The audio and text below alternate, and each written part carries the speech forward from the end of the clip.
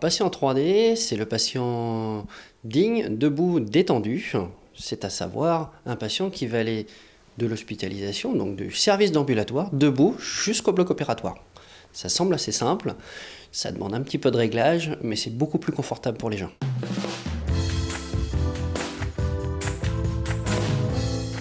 Vous allez déjà être vous-même acteur de votre prise en charge, vous allez pouvoir vous déplacer, être debout comme la personne qui vous soigne, vous ne serez pas forcément allongé, vu de haut, regardé de haut par les acteurs autour de vous. Quand vous allez vous déplacer normalement, en marchant.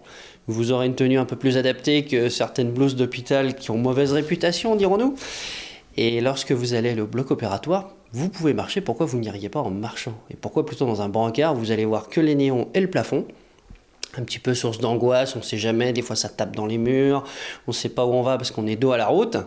Alors on voit l'ambulancier qui est très compétent, c'est pas la question, mais c'est pas toujours rassurant. Et arrivé là-bas, on va vous emmener tranquillement dans plusieurs endroits de repos, des vestiaires qui vont être beaucoup plus confortables qu'une attente allongée avec des brancards. Et après, on va vous emmener directement en salle d'opération. Vous allez voir le personnel qui va s'occuper de vous, votre médecin anesthésiste, monter sur votre table d'opération. Vous êtes là pour vous soigner, vous. Et après, le circuit est standard. Vous allez vous réveiller, évidemment. On reste allongé quand on se réveille, on reste allongé quand on revient dans le service d'hospitalisation.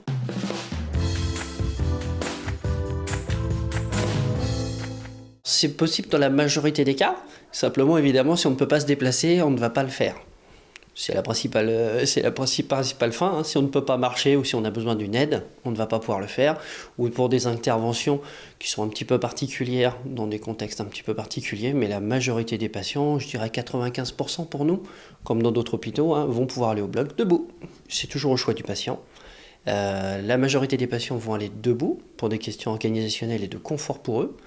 Mais si un patient a nécessité d'être allongé sur recommandation médicale ou sur son souhait, il peut bien sûr l'être.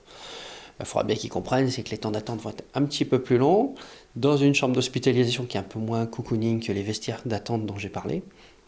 Et puis il ne verra pas la route jusqu'à arriver au bloc opératoire. Donc ce qu'on pense être un confort en se disant « je suis malade, il faut que je sois allongé » parce que quand même quand on est malade on est allongé, c'est pas forcément une bonne référence. Debout ça marche aussi bien.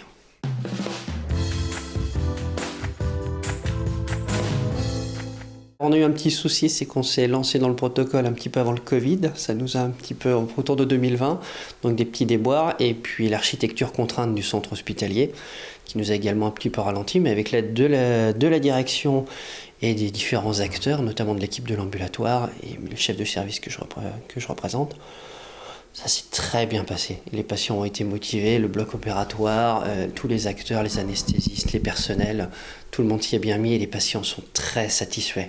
On avait un petit peu éventuellement d'inquiétude parce qu'une patientèle assez âgée sur Chaland. Et ça s'est très très bien passé. Les patients recommandent et aiment beaucoup ce type de prise en charge. Il faut bien noter, c'est quand vous êtes debout, dans la salle d'attente, vous avez votre téléphone portable, vous avez une télé, ce que vous n'auriez pas forcément dans une chambre d'hospitalisation ou dans une attente couchée.